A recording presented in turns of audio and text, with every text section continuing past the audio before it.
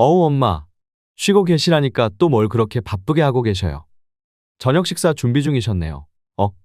엄마, 이 소고기랑 닭고기는 어디서 나셨어요?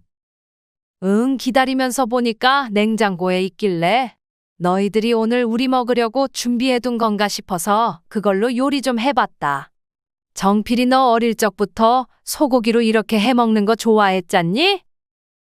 엄마, 그건 우리 먹으라고 준비한 게 아니에요. 그건 금쪽이랑 은쪽이 복날 보양식으로 준비해둔 건데. 왜 그걸 다 써버리셨어요? 응? 그게 무슨 소리야? 이게 그러면 우리 먹으려고 산 게 아니라 개밥이라는 소리니? 어머니, 개밥이라뇨. 말씀 좀 가려서 하세요. 얘들도 어엿한 저희 식구라고요. 아니, 네 엄마 복날에 밥 먹자고 불러다가 저녁 밥 때도 한참 지나서 이제 겨우 들어와 놓고 너네 시장할까봐 냉장고에 있는 고기로 기껏 니네 밥상 차려줬더니 그게 개나 줄 개밥이라고 소리치는 게 정상이라고 생각하니? 오늘 복날인 건 알아?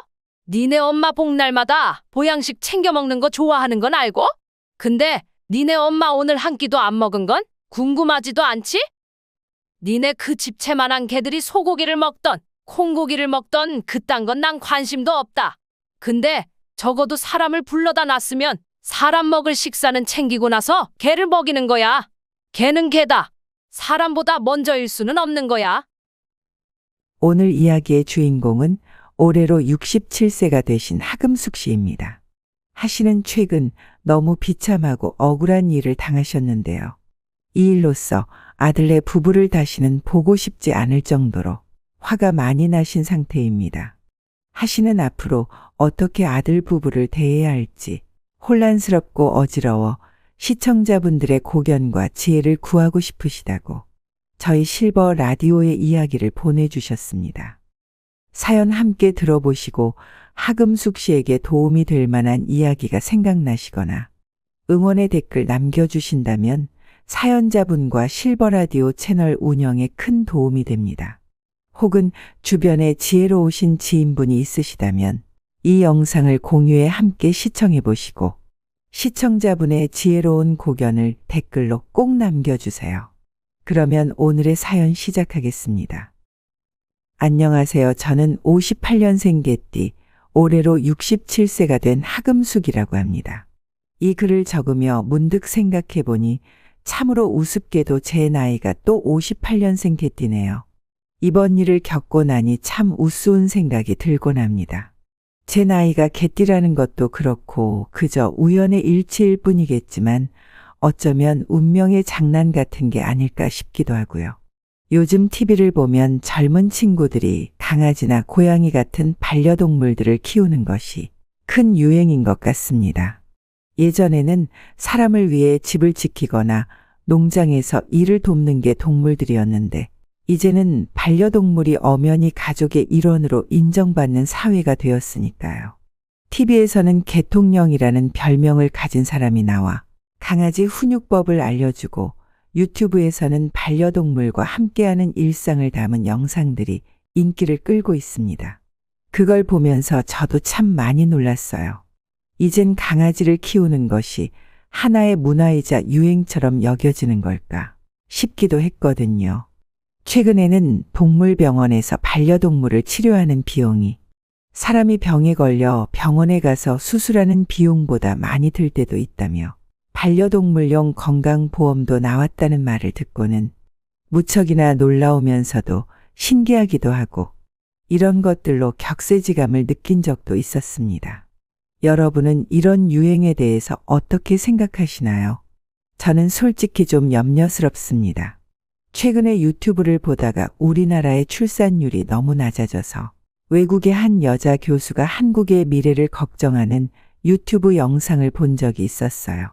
그 교수는 한국의 출산율을 듣고는 비명을 지르며 상상해보지 못한 수치라고 하면서는 한국의 미래가 없다는 둥 무척이나 요란하게 반응하더군요. 그 영상의 댓글들을 보면서 어쩌면 몇십 년, 아니 불과 몇 년 뒤에는 놀이터에서 아이들의 시끌벅적한 장난기 어린 목소리가 들리지 않는 날이 오는 것이 아닐까 하는 마음이 들었습니다. 요전번에 제 아들과 이야기를 했을 때도 자기 주변 친구들도 요즘에는 아이 계획을 하더라도 아이 하나 놓고 키우는 게 워낙 경제적으로도 큰 부담이 되고 책임질 일이 늘어나다 보니 차라리 아이를 갖는 대신 강아지나 고양이 같은 반려동물을 키우기로 결심한 젊은 부부가 참으로 많다고 이야기했던 것이 기억납니다. 저는 이런 문화가 장기적으로 멀리 보았을 때 우리나라의 미래에 큰 악영향을 줄 것이라고 생각을 합니다. 아무리 어렵고 힘들더라도 부부는 아이를 낳아야죠. 물론 제 친구 중에 아이를 가질 수 없는 몸이라서 젊었을 적 병원도 수시로 들락거리고 남편과 함께 노력을 많이 했음에도 불구하고 아이를 가지지 못한 친구 부부가 하나 있어요. 그런 경우에는 안타깝게 생각합니다. 하지만 저는 그 친구가 얼마나 노력했는지 수십 년을 옆에서 지켜봐 왔어요. 정말 돈도 많이 썼고 부부가 참으로 성실하게 노력했지만 안 되는 걸 어떡하나요? 그런 경우는 곁에서 잘 위로해 주어야죠. 그런데 요즘 젊은 친구들은 그게 아니잖아요. 아이를 가지려는 노력도 없이 그저 세상에 어쩌고 저쩌고 돈 타령하면서 아이를 갖지 않으려 하는 것은 저는 부부가 마땅히 해야 할 도리를 하지 않는 것이라고 생각해요. 그래서 저는 제 아들 정필이에게도 이런 이야기를 자주 하곤 했습니다. 정필이는 어릴 때부터 강아지를 참 좋아했어요. 마당에서 뛰어놀던 동네 강아지들을 보면 눈이 반짝반짝 빛났죠. 어릴 적 정필이가 엄마, 나도 강아지 키우고 싶어요. 라고 조르던 기억이 납니다. 그때는 저도 아이가 저토록 좋아하는데 강아지를 키워볼까 라고 생각했지만 당시 저희가 살던 집은 다세대 주택이었고 도저히 강아지를 키울 형편이 되지 않아서 어쩔 수 없이 아이를 달래며 나중에 이사 가면 키우자라는 식으로 대충 둘러대고는 했습니다. 그 후로도 아들은 계속 강아지를 키우고 싶어 했지만 시간은 그렇게 흘러서 아들이 어느 정도 자라자 그때부터는 친구를 만나 노는 게 더 좋아졌는지 강아지를 키우고 싶다는 이야기는 더 이상 하지 않더군요. 물론 그때는 강아지를 사달라며 칭얼거릴 수 없었을 거예요. 그때쯤 애들 아빠가 세상을 떠났거든요. 저는 남편 없이 혼자 아들을 키워야 했던 시절이 있었습니다. 제 남편은 참 착하고 성실한 사람이었어요. 제가 공장에서 일할 때 만났던 사람이었는데 어쩌다 보니 아이가 먼저 생기고 말았죠. 당시에는 예정에 없던 아이라서 일을 어찌해야 할지 소가리를 하던 중 그 이가 제가 정필이를 가진 것을 알아버렸어요. 그런데 남편은 대번에 나옵시다라고 이야기를 했었습니다. 세월이 참 많이 지났지만 그때의 일만큼은 아직도 생생하게 기억이 나요. 그렇게 가진 것은 많지 않았지만 우리는 결혼을 했고 소박하지만 행복한 가정을 꾸렸습니다. 남편은 저처럼 작은 공장에서 일했는데 그 일 이후로 가정의 보탬이 되려고 항상 열심히 했죠. 우리 가족은 아들 정필이를 낳고 나서 더할 나위 없이 행복했어요. 지금 돌이켜보면 돈이라는 게 물론 있다가 없으면 참 사람 비참하게 만들기 좋은 것이지만 없으면 없는 대로 마음의 풍요로움을 다른 곳에서 찾을 수 있다면 그 또한 행복한 삶을 꾸려갈 수 있는 게 아닐까 라는 생각이 듭니다. 그래서 더더욱 오히려 없이 살 때 아이를 낳아서 열심히 살아내면 그게 나중에 돌이켜봤을 때 큰 보상이 되고 큰 뿌듯함이 되는 것이 아닐까 생각이 들어요. 물론 최근에 있었던 일 때문에 아들 자식 키워서 다 무얼하나 라는 생각이 들긴 하지만 말입니다. 어릴 적 저희 가족에게 찾아왔던 그 봄날 같은 행복은 그렇게 오래가지 않았어요. 남편이 갑자기 병을 얻었거든요. 저희 부부는 처음엔 그저 감기 몸살 정도로 생각했습니다. 내일 아침에 공장에 이야기하고 병원 가서 주사라도 맞고 일하면 나을 거야. 당분간 좀 일찍 잠들면 괜찮아지겠지. 라고 말하며 남편은 별것 아니라는 듯 저에게 이야기했죠. 그런데 그날 오후 공장에서 저에게 전화가 왔습니다. 남편이 일을 하던 중에 갑자기 쓰러져서 병원으로 보냈으니 어서 병원으로 찾아가 보라는 말이었어요. 저는 집안일을 하다가 부랴부랴 남편이 있다는 병원으로 달려갔습니다. 남편과 함께 일하는 동료 직원이 남편을 데리고 병원으로 가주었고, 로비에서 만난 동료 직원은 저희 남편이 급히 수술실로 들어갔다고 저에게 전해주었습니다. 종종 남편과 회식 술자리 때 술자리 마무리를 하러 저희 집으로 찾아왔던 직원이라 저도 얼굴을 알고 있었죠. 어찌된 일인지 자초지종을 묻는 저에게 동료 직원은 아니, 김 씨가 갑자기 속이 울렁거린다고 하길래 전날에 따로 술 한잔 한 건가 싶어서 냉수라도 한 컵 하고 오라고 보냈는데 가는 길에 휘청하더니 갑자기 픽 쓰러져 버리는 거예요.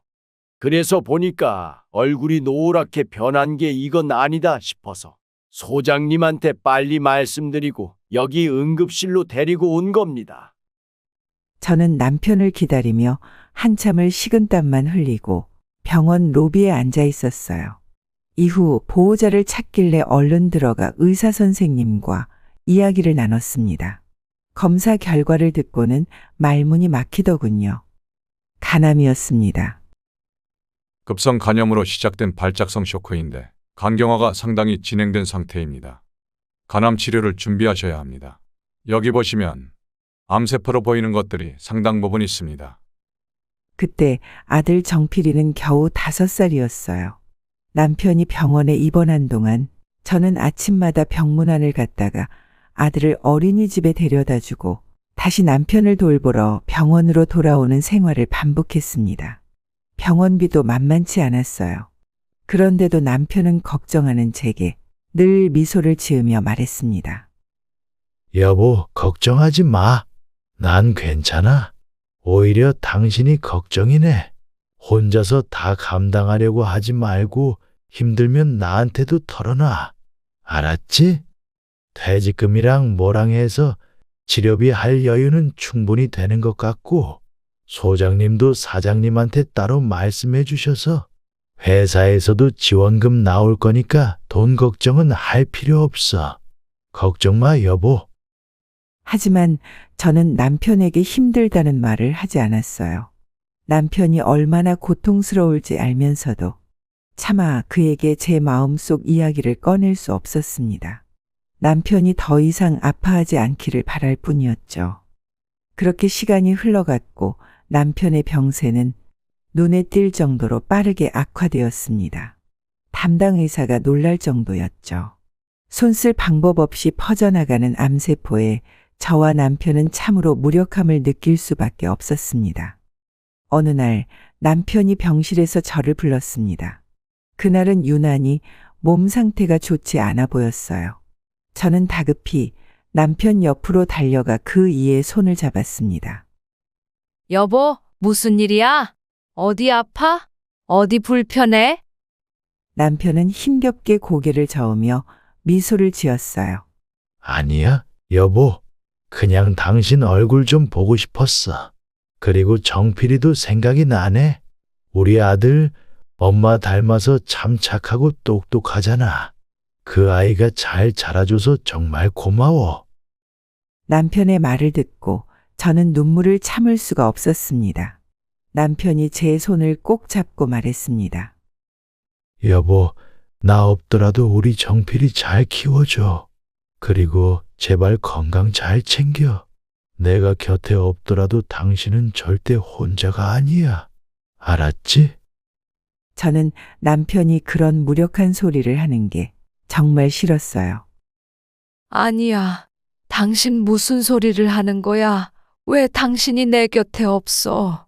정신 똑바로 차리고 얼른 일어나. 여보. 그날 이후로 남편의 상태는 더 나빠졌고 결국 그는 세상을 떠났습니다. 남편이 걱정 말라며 말한 퇴직금이며 회사에서 나온다는 지원금이니 뭐니 이런 것들이 남편이 남긴 유산이 될 줄은 꿈에도 몰랐죠. 남편이 떠난 날 저는 하늘이 무너지는 듯한 고통을 느꼈습니다. 하지만 상상했던 것만큼 많이 울지는 않았던 것 같아요. 그날 밤 아들 정필이가 자고 있는 모습을 보며 저는 남편과의 약속을 떠올렸습니다. 이 아이를 위해서라도 내가 더 강해져야 해. 이 아이가 아빠의 빈자리를 느끼지 않도록 내가 더 사랑해줘야 해. 그렇게 다짐했죠. 홀로 남은 아이를 위해서라도 울 수 없었습니다. 남편이 세상을 떠난 후 저는 홀로 아들을 키우기 위해 열심히 일했습니다. 생활이 빠듯했지만 남편과의 약속을 지키기 위해 최선을 다했어요. 아들 정필이는 점점 자라면서 아빠의 빈자리를 느끼지 않도록 애쓰는 저희 노력을 이해해 주었고 저를 도와주는 착한 아이로 자라줬습니다. 정필이가 초등학교에 들어갔을 때 저는 그 아이가 새로운 환경에서 잘 적응할 수 있을지 걱정이 많았어요. 하지만 제 걱정은 기우에 불과했습니다. 첫날 학교에서 돌아온 정필이는 활짝 웃으며 말했습니다. 엄마, 학교에서 새 친구들도 많이 사귀고 선생님도 너무 좋아요. 오늘 학교에서 재밌는 게임도 했어요. 정필이의 밝은 표정을 보니 저는 그제서야 마음이 놓였습니다. 매일 학교에서 돌아오는 정필이는 그날의 일상을 신나게 이야기해 주었어요. 친구들과 축구를 한 이야기, 선생님께 칭찬받은 이야기, 그리고 새로 배운 것을 자랑하는 모습까지. 정필이는 언제나 긍정적이고 명랑한 아이였습니다. 정필이가 초등학교 3학년이 되었을 때 학교에서 학부모 초청 발표회가 열렸습니다. 저는 가게 일을 하느라 바쁘긴 했지만 정필이가 발표회를 많이 기대하고 있었기에 어떻게든 시간을 내서 참석하기로 했죠. 발표회 날 저는 무척 설레면서도 긴장된 마음으로 학교에 갔습니다. 다른 부모들 사이에 앉아 발표회를 지켜보는데 드디어 정필이 차례가 되었어요. 정필이는 자신감 넘치는 목소리로 발표를 시작했습니다. 안녕하세요. 저는 3학년 김정필입니다. 오늘은 제가 좋아하는 동물에 대해 발표하겠습니다. 정필이는 동물을 무척 좋아했어요. 특히 강아지를 좋아했는데 발표 주제로 강아지를 선택한 것도 그 때문이었습니다. 정필이는 또 박도박 말을 이어갔고 발표가 끝날 때쯤에는 친구들뿐만 아니라 선생님들도 박수를 쳐주었어요. 저는 그 모습을 보며 뿌듯함에 눈물이 날 뻔했습니다. 남편 없이 혼자 키우느라 걱정도 많았고 힘든 순간도 있었지만 정필이가 이렇게 무난하게 잘 자라준 것이 얼마나 다행인지 모릅니다. 발표회가 끝난 후 정필이는 저에게 달려와 안겼습니다. 엄마, 나 잘했죠? 엄마가 와서 더 잘할 수 있었어요. 그 말에 저는 정필이를 꼭 안아주며 대답했습니다. 우리 정필이 정말 잘했어. 엄마가 너를 보고 얼마나 자랑스러웠는지 몰라. 물론 남편이 없다는 사실은 정필이에게도 힘든 일이었겠지만 그 아이는 그런 아픔을 딛고 일어나며 자신만의 길을 잘 찾아갔습니다. 정필이는 언제나 긍정적이고 자기 주장이 뚜렷한 아이로 자라주었어요. 그리고 저는 그런 정필이를 보면서 남편과의 약속을 잘 지키고 있다는 생각에 조금은 마음이 놓였답니다. 정필이가 무난하게 잘 자라 청소년기를 지나 대학에 진학하게 되면서 저의 마음은 뿌듯함과 동시에 새로운 걱정으로 가득 찼습니다. 혼자서도 잘 지내왔지만 이제는 더 큰 세상으로 나아가야 할 시간이 다가오고 있었기 때문이었죠. 정필이는 고등학교 시절 내내 성실하게 공부했습니다. 남편이 남긴 자그마한 유산으로 겨우 가게를 운영하며 생계를 이어가고 있었던 저로서는 정필이가 학비 걱정 없이 대학에 갈 수 있도록 늘 마음을 졸였습니다. 다행히 정필이는 우수한 성적으로 좋은 대학에 진학하게 되었고 저는 그 소식을 듣고 한참을 울었습니다. 남편이 살아있었다면 얼마나 기뻐했을까요? 그 생각을 하면 눈물이 나지 않을 수 없었죠. 대학 생활에 적응한 정필이는 학업 외에도 다양한 활동에 참여하며 바쁘게 지냈습니다. 교내 봉사 동아리에 가입해 주말마다 어려운 이웃을 돕고 아르바이트를 하면서도 성적을 놓치지 않았습니다. 저는 그런 정필이가 대견하면서도 너무 무리하지 않기를 바랬습니다. 이런저런 봉사에 유독 관심이 많았던 정필이를 보면서 저와는 달리 참 이타적이라는 생각이 들어 웃음이 지어지기도 했습니다. 저는 저 하나 먹고 살자고 아둥바둥 살아온 사람인데 제 아들은 누굴 도와주고 봉사하는 것을 참 좋아했어요. 정필이가 대학을 졸업할 때쯤 아들은 이미 자신이 원하는 분야에서 일자리를 구할 수 있을 만큼 능력을 쌓아놓았습니다. 졸업과 동시에 그는 번듯한 회사에 취직하게 되었고 저는 이제야 비로소 한숨 돌릴 수 있었습니다. 엄마, 나 이제 취직했으니까 더 이상 걱정하지 마세요. 정필이가 저에게 했던 이 말은 제 평생 인생에서 가장 큰 위로였습니다. 정필이가 사회생활을 시작한 후 아들도 그랬지만 저 또한 삶이 빠르게 안정되어 갔습니다. 아무래도 집안에 돈 버는 사람이 둘이 되니 그랬을 테지만 제 아들 정필이 역시 회사에서도 인정받고 동료들과도 좋은 관계를 유지하며 성장하는 모습을 보며 저는 이제야 그 아이가 정말로 어른이 되었다는 것을 실감할 수 있었어요.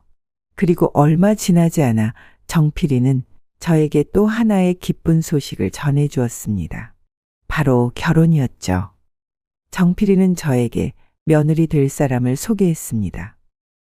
엄마, 이 사람은 정화예요. 유기견 봉사활동을 하다가 만났는데 성격도 좋고 마음씨도 참 착해요. 아들 정필이의 여자친구였던 정화는 예의 바르고 차분한 사람이었습니다. 예비 며느리가 동물을 아끼고 남을 배려하는 모습을 보며 정필이가 참 좋은 사람을 만났다는 생각에 마음이 놓였어요. 회사 다니면서 짬짬이 주말마다 유기견 봉사활동을 다니던 정필이에게 몸도 피곤할 텐데 그렇게 주말마다 나가서 봉사활동하고 그러면 너무 피곤하지 않니?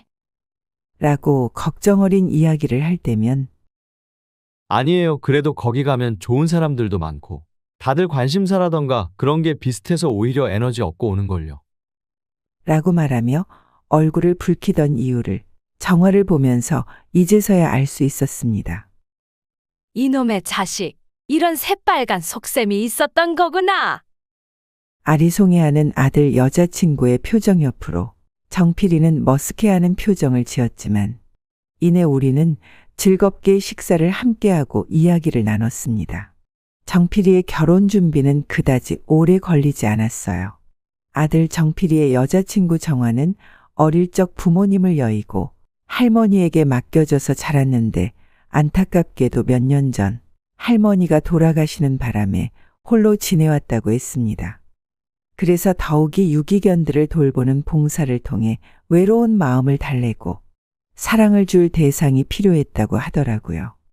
그 과정에서 골든 리트리버 강아지 금쪽이와 은쪽이 2마리를 입양했고 유기견 봉사 단체에서 제 아들 정필이를 만난 것이었고요. 자라온 이야기와 함께 제 아들을 만난 이야기까지 듣느라 그날 밤은 참 오래도 이야기하고 눈물도 흘렸더랍니다. 저는 그날 이후 주희를 제 딸처럼 생각했어요. 그래서 결혼에 있어서 자기들끼리 하고 싶다는 것 있으면 그저 너희의 의견대로 해라. 나는 다 괜찮다. 이야기하고는 모든 것을 맡겼습니다.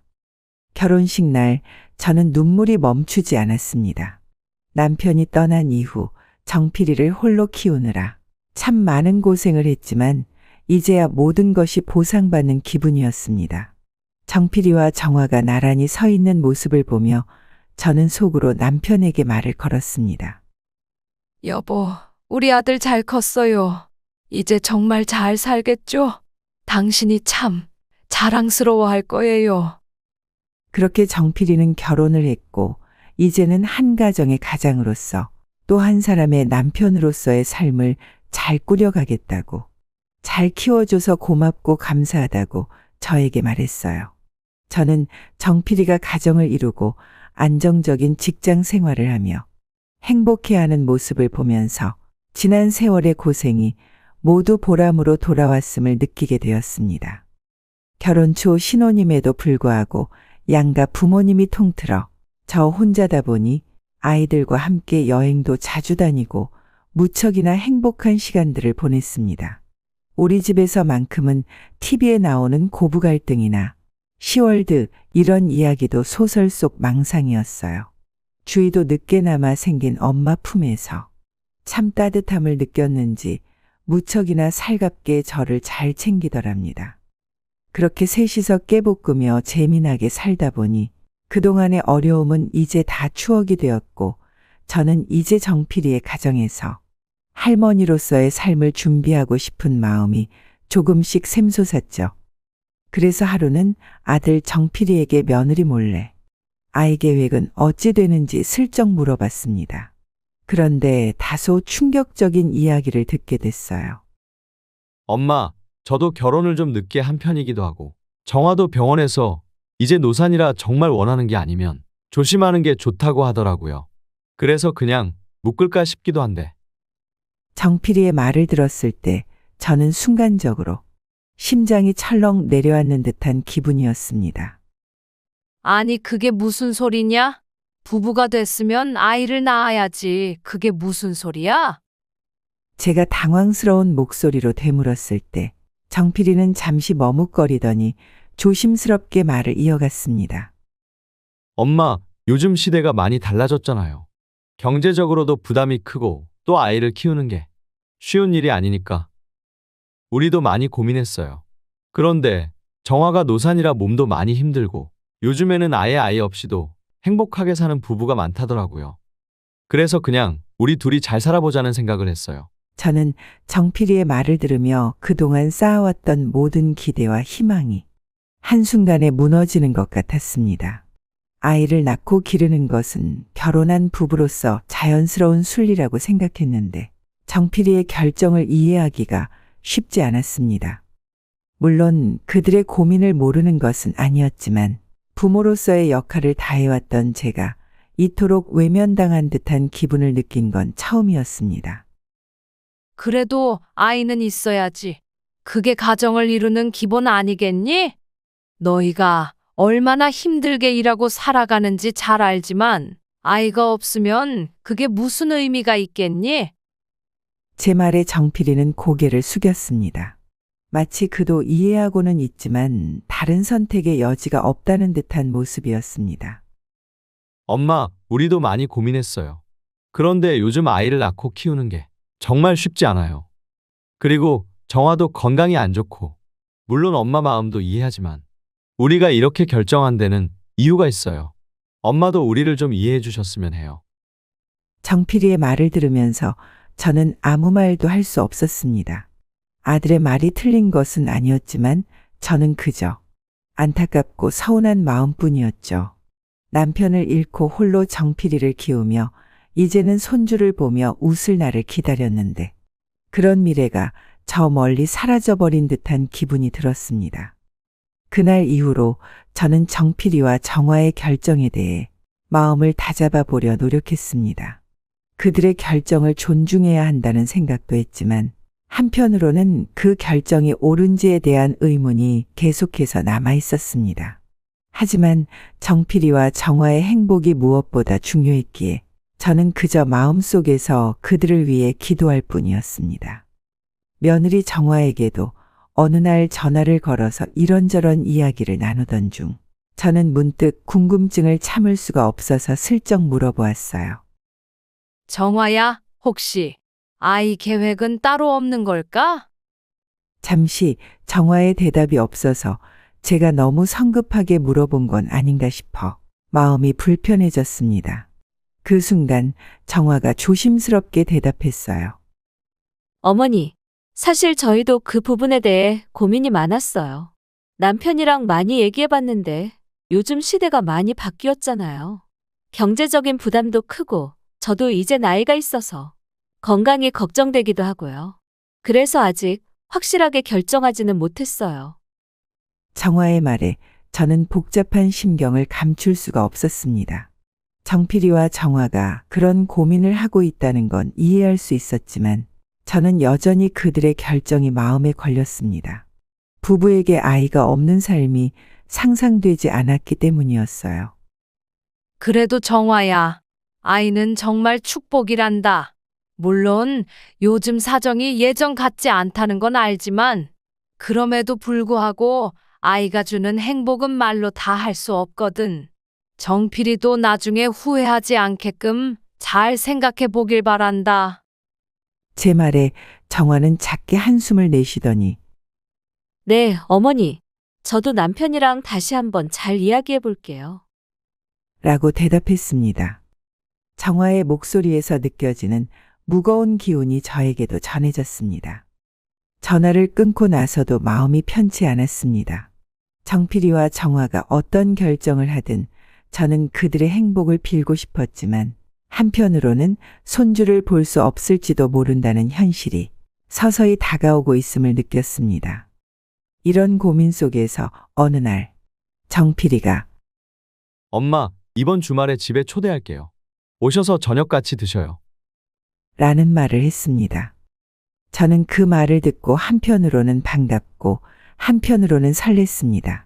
손주를 볼 수 없다는 현실에 대한 씁쓸함을 잠시 잊고 아들 내외와 오랜만에 예전처럼 함께 시간을 보내는 것이 좋을 것 같았거든요. 정필이의 집에서 보내는 시간이 어쩌면 아들네 부부의 속마음을 이해하고 우리 가족의 유대감을 다시 느낄 수 있는 기회가 될 거라 생각했습니다. 주말이 되어 저는 아들 집으로 향했습니다. 마음이 설렜던 것은 사실이지만 그동안의 생각들이 떠올라 미묘한 기분이 들기도 했습니다. 집에 도착하자마자 며느리 정화가 환하게 웃으며 저를 맞아주었습니다. 어머니, 시장하시죠? 여기 앉아서 편히 쉬고 계셔요. 금방 식사 내올게요. 정필이도 주방에서 바삐 움직이며 저를 반겨주었죠. 엄마, 오랜만에 오셨으니까 점심은 제가 특별히 준비했어요. 조금만 기다리세요. 저녁 식사가 준비되는 동안 저는 주방에서 음식을 준비하는 정필이의 모습과 정화가 큰 강아지들인 금쪽이와 은쪽이를 돌보는 모습을 지켜보았습니다. 정화는 마치 아이를 돌보듯이 자신들이 기르는 강아지들에게 다정하게 말을 걸고 있었습니다. 집안은 따뜻하고 아늑했지만 저는 왠지 모르게 어색함을 느꼈습니다. 아들 내외가 저를 위해 무언가를 준비한 것은 기뻤지만 마음 한구석에는 여전히 손주에 대한 생각이 자리 잡고 있었기 때문이었죠. 식사를 마치고 나서 정필이가 말했습니다. 엄마, 오늘 저희랑 함께 갈 곳이 있어요. 준비됐으면 같이 나가요. 저는 궁금했지만 아들 내외와 함께 시간을 보내는 것이 좋을 것 같아 흔쾌히 따라 나섰습니다. 차를 타고 조금 달리자 우리는 한적한 시골길로 접어들었고 그 길 끝에는 작고 아담한 건물이 보였습니다. 정필이가 차를 세우며 말했습니다. 엄마, 여기가 오늘 갈 곳이에요. 내려보니 건물 앞에는 유기견 보호소 카페라는 간판이 붙어 있었습니다. 정화가 활짝 웃으며 말했죠. 여기 정말 좋아요, 어머니.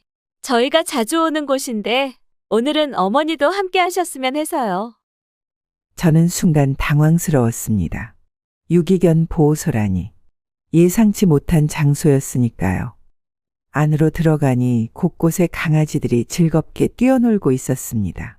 사람들은 그들을 다정하게 쓰다듬으며 함께 시간을 보내고 있었죠. 정필이와 정화는 그곳에서 자연스럽게 사람들과 어울리며 강아지들을 돌보고 있었습니다. 정필이는 강아지 한 마리를 품에 안고 저에게 말했습니다. 엄마, 여기 강아지들이 다 주인이 없는 아이들이에요. 저희는 이렇게 유기견들을 돌보는 봉사 활동을 자주 해요. 어머니도 한번 해보시면 어떨까요? 저는 그 말에 잠시 어안이 벙벙해졌습니다. 물론 강아지들은 귀엽고 사랑스러웠지만 제 마음속에서는 여전히 인간과 동물 사이에 경계를 그어야 한다는 생각이 자리 잡고 있었기 때문입니다. 저는 정필이에게 조심스럽게 말했습니다. 정필아, 얘네들 참 귀엽고 불쌍하긴 하지만 그래도 사람을 돌보는 게 먼저 아니겠니?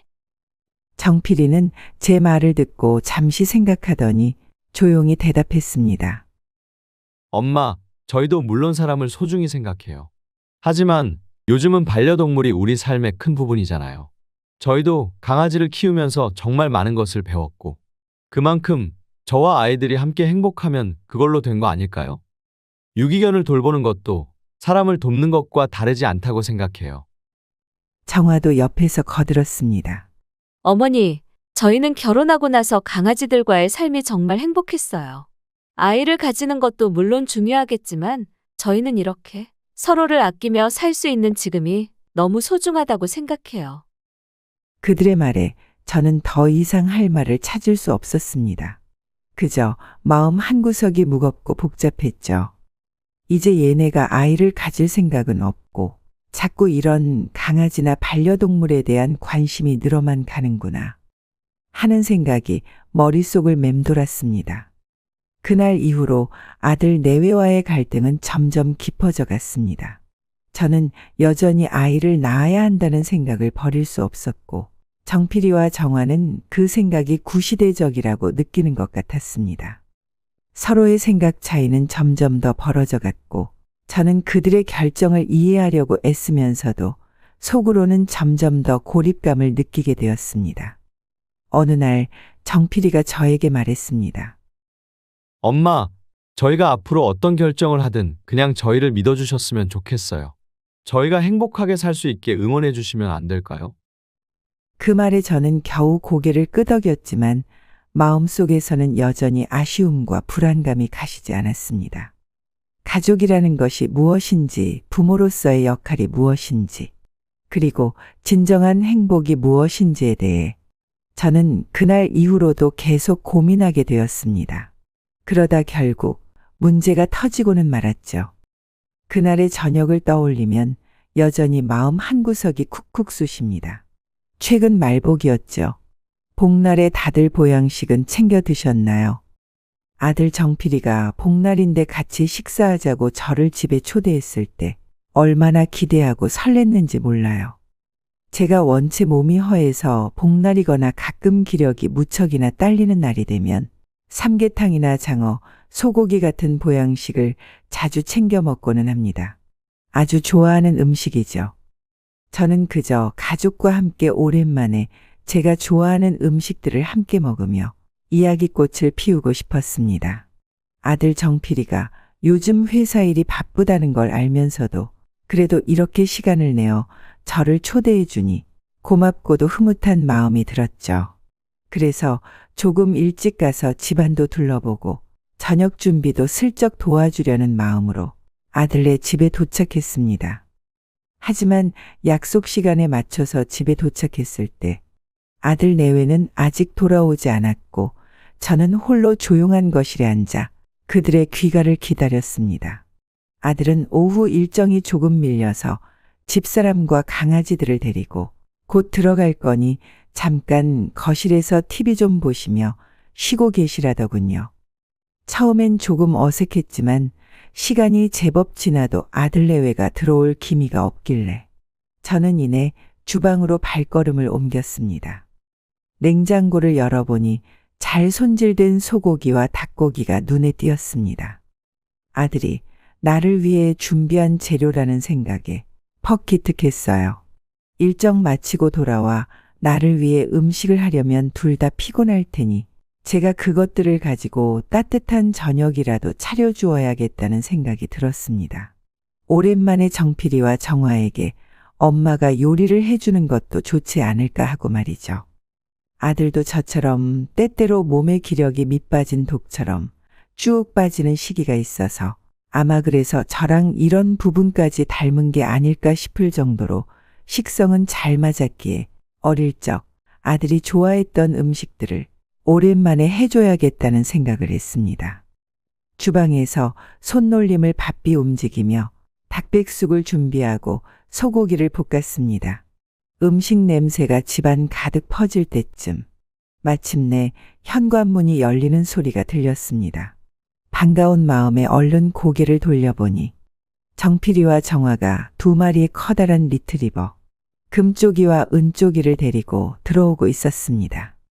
정필이는 저를 보며 반갑게 웃으며 인사했지만 그 뒤로 이어진 말은 제 귀를 의심케 했습니다. 어우, 엄마. 쉬고 계시라니까. 또 뭘 그렇게 바쁘게 하고 계셔요. 저녁 식사 준비 중이셨네요. 엄마, 이 소고기랑 닭고기는 어디서 나셨어요? 저는 무심코 대답했어요. 응, 기다리면서 보니까 냉장고에 있길래 너희들이 오늘 우리 먹으려고 준비해둔 건가 싶어서 그걸로 요리 좀 해봤다. 정필이 너 어릴 적부터 소고기로 이렇게 해먹는 거 좋아했잖니? 그런데 아들의 얼굴이 굳어지더니 갑자기 목소리가 높아졌습니다. 엄마, 그건 우리 먹으라고 준비한 게 아니에요. 그건 금쪽이랑 은쪽이 복날 보양식으로 준비해둔 건데 왜 그걸 다 써버리셨어요? 순간 머릿속이 하얗게 변했습니다. 내가 잘못 들었나? 저 소고기와 닭이 우리 가족을 위한 게 아니라 걔를 위한 거라니. 이게 대체 무슨 소리인가 싶었습니다. 도저히 믿을 수 없었습니다.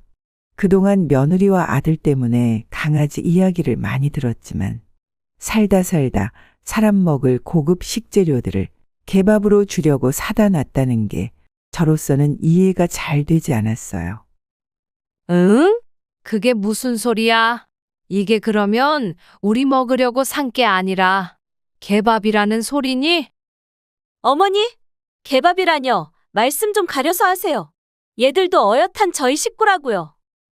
아니, 네 엄마 복날에 밥 먹자고 불러다가 저녁 밥 때도 한참 지나서 이제 겨우 들어와 놓고 너네 시장할까봐 냉장고에 있는 고기로 기껏 니네 밥상 차려줬더니 그게 개나 줄 개밥이라고 소리치는 게 정상이라고 생각하니? 오늘 복날인 건 알아? 니네 엄마 복날마다 보양식 챙겨 먹는 거 좋아하는 건 알고?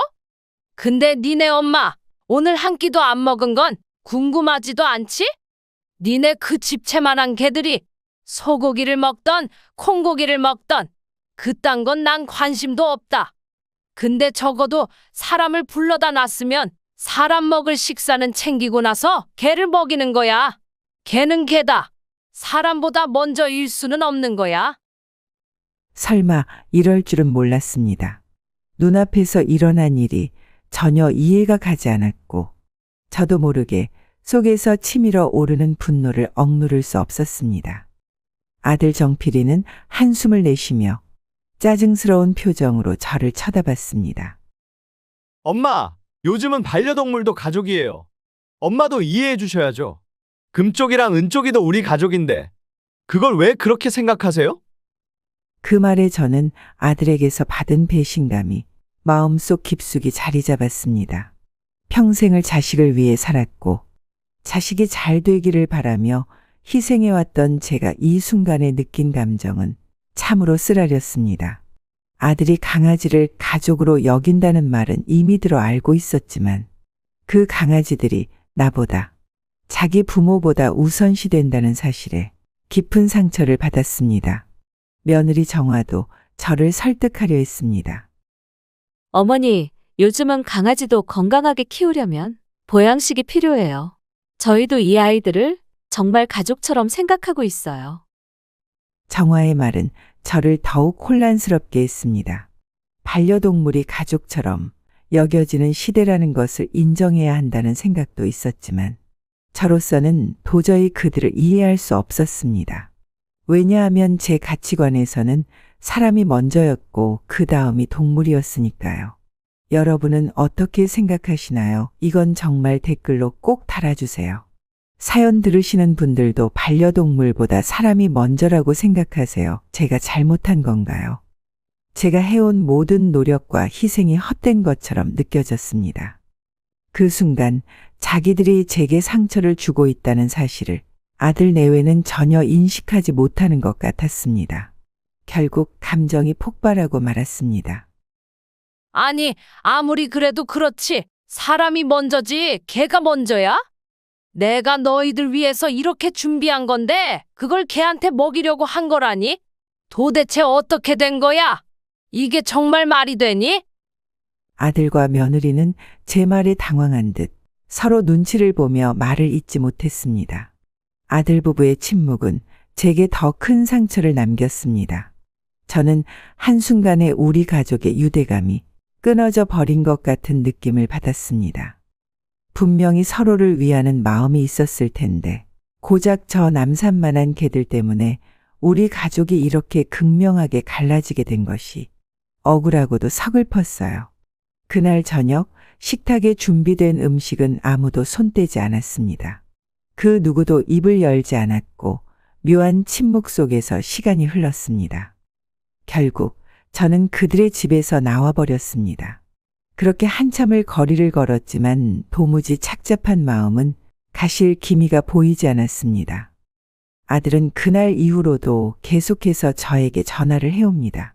처음에는 저도 화가 많이 났던 터라 아들 부부에게 다시는 연락하지 말라고 화풀이 마냥 한바탕 쏟아내고는 뒤돌아섰지만 솔직히 저는 아들을 안 보고 살 자신이 없어요. 어떻게 하면 좋을까요? 저는 아들이 개를 키우는 건 좋아요. 그런데 자식도 낳고 자신들이 부부로서 할 수 있는 도리를 하고 누릴 수 있는 행복을 누리면서 그 다음 순위로 반려동물을 키우고 살았으면 좋겠습니다. 그런데 며느리 정화의 생각도 너무나도 굳건하고 아들도 정말이지 아예 아이를 낳을 생각이 없어 보입니다. 대를 이을 손자가 너무 보고 싶은데 어떻게 지혜롭게 아들의 생각을 돌릴 수 있을까요? 만약 필요하다면 제 가게도 빼고 집 보증금도 모두 빼서 아들에게 주고 이 돈으로라도 아이를 꼭 가지라고 부탁하고 싶을 정도입니다.